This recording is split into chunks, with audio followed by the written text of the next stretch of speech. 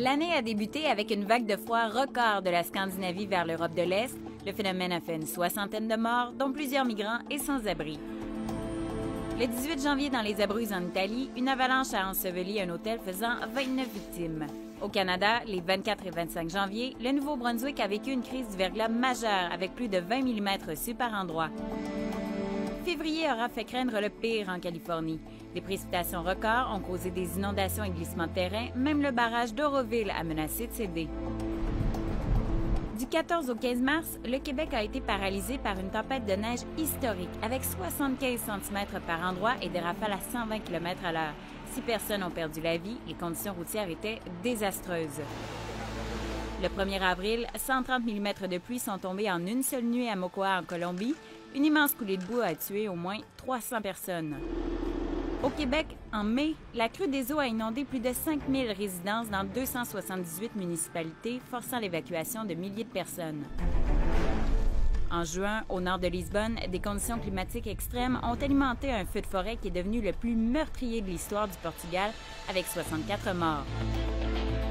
En juillet, un iceberg de 1000 milliards de tonnes s'est détaché de l'Antarctique, attirant l'attention de toute la planète vu la mutation de ce continent face au changement climatique. En août, la Colombie-Britannique a connu sa pire saison de feux de forêt. 900 000 hectares ont brûlé depuis avril, soit 18 fois l'île de Montréal. Pendant ce temps, l'Inde, le Népal, le Bangladesh ont connu la plus importante mousson en 30 ans, faisant plus de 1000 morts.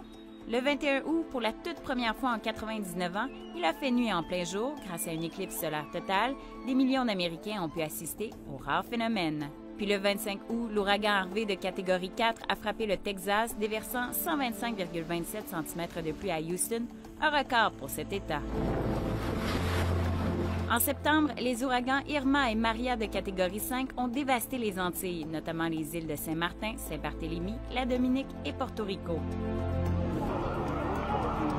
Le 19 septembre au Mexique, 32 ans après le séisme qui avait fait 10 000 morts, la Terre a tremblé à nouveau avec un séisme de magnitude 7,1, faisant cette fois plus de 200 morts.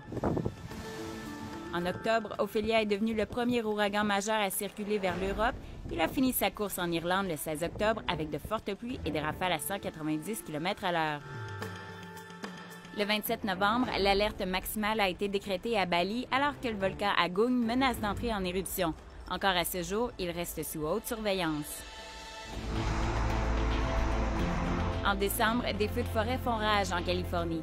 L'année 2017 aura été la plus meurtrière en Californie à cause d'incendies de forêt. Finalement, la tempête tropicale Tembin a balayé le sud des Philippines le 22 décembre, faisant au moins 200 victimes. Plus de 50 000 personnes ont dû passer Noël dans des centres d'hébergement. Ici Marie-Audrey Houle, Radio-Canada, Québec.